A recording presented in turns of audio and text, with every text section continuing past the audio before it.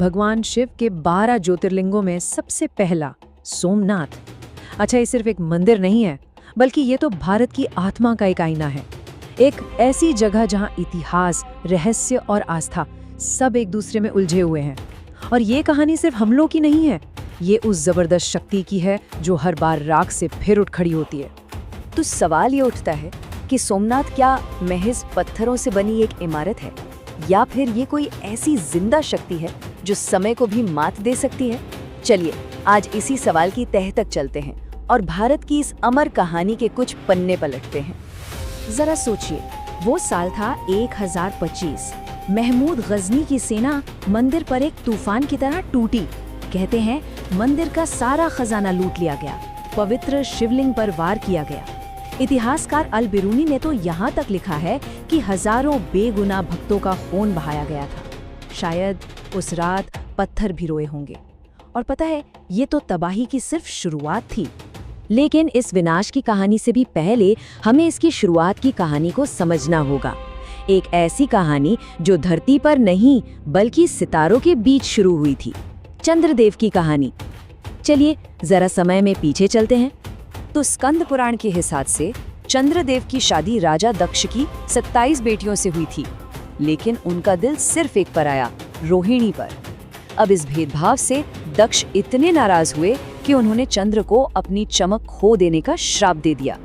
जब चंद्रमा का तेज फीका पड़ने लगा तो ब्रह्मा ने उन्हें बस एक ही रास्ता बताया, प्रभास पाटन जाओ और भगवान शिव की शरण लो। चंद्रदेव ने इतनी कठोर तपस्या की कि भगवान शिव प्रसन्न हो गए। शिवजी ने श्राप को पूरी तरह खत्म तो नहीं किया, पर उसे एक साइकिल में बदल दिया, अमावस्या और पूर्णिमा का साइकिल। और चंद्र के कहने पर शिव उस जगह पर ज्योतिर्लिंग के रूप में हमेशा के लिए बस गए। और इसी वजह से ये जगह कहलाई सोमनाथ, यानी चंद्रमा के स्वामी। और कहानी यही नहीं रुकती। माना जाता है कि ये मंदिर हर युग में फिर से बना। सत्य युग में सोने का, त्रेता युग में चांदी का और द्वापर युग में चंदन की लकड़ी का। पर सवाल तो ये है कि ये इतने भव्य मंदिर आखिर गए कहाँ?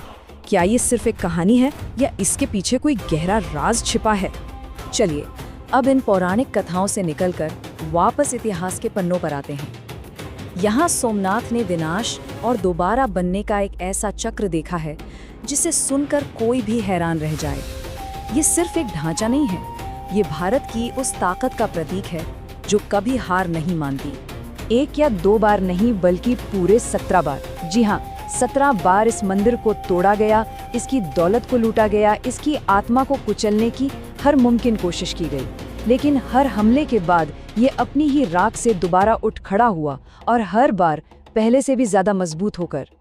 देखिए 1025 में गजनी से शुरू होकर 1299 में खिलजी और फिर 17वीं सदी में औरंगजेब तक इसे बार बार निशाना बनाया गया।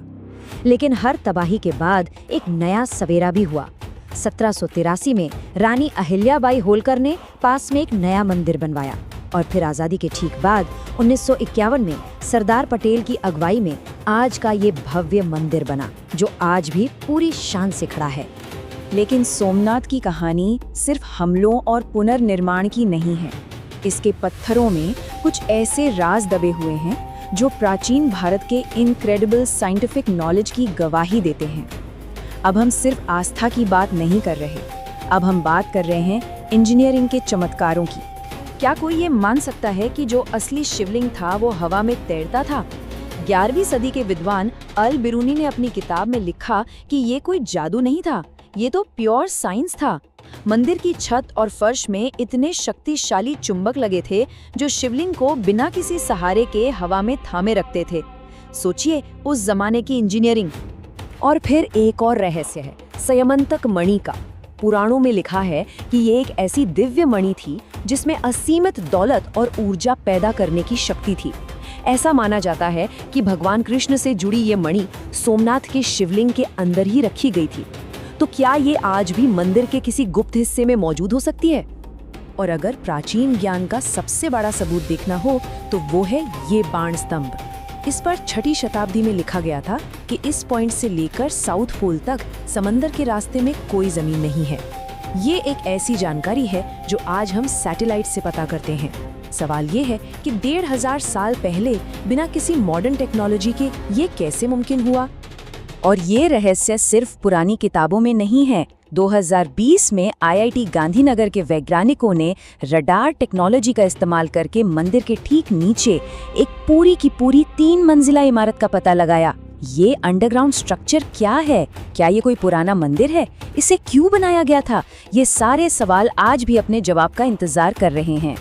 तो पौराणिक कथाओं, ऐतिहासिक तूफानों और इन अनसुलझे रहस्यों से गुजरकर आज का सोमनाथ भारत की आस्था का एक जीता जागता प्रतीक है। ये सिर्फ कोई पुराना स्मारक नहीं, ये एक धड़कता हुआ दिल है। आज सोमनाथ हर साल लाखों लोगों को अपनी ओर खींचता है। ये सिर्फ एक आध्यात्मिक केंद्र ही नहीं बल्कि उस पूरे इलाके की इकोनॉमी की रीढ़ है। ये मंदिर अब एक समुदाय की लाइफलाइन बन चुका है। आज का जो भव्य मंदिर है वो चालुक्य स्टाइल में बना हुआ है और ये आसमान को छूता है। इसका 150 फुट ऊंचा शिखर, उस पर 10 टन का सोने का कलश और हवा में लहराता वो 27 फुट लंबा ध्वज, ये सब इसकी कभी ना हारने वाली शक्ति का ऐलान करते हैं। ये सिर्फ एक इमारत नहीं, ये एक जीती जागती विरासत है। तो अंत में हम घूम फिरकर उसी सवाल पर वापस आते हैं, क्या सोमनाथ सिर्फ एक मंदिर है या ये उस भारतीय भावना का प्रतीक है जो हर चोट के बाद, हर हमले के बाद और हर सदी के बाद फिर से उठ खड़ी होती है, पहले से ज्यादा मजबूत, पहले से ज्यादा चमकदार। शायद इसका असली रहस्य इसके पत्थरों में नहीं बल्कि करोड़ों लोगों की उस आस्था में छिपा है जो कभी टूटती नहीं।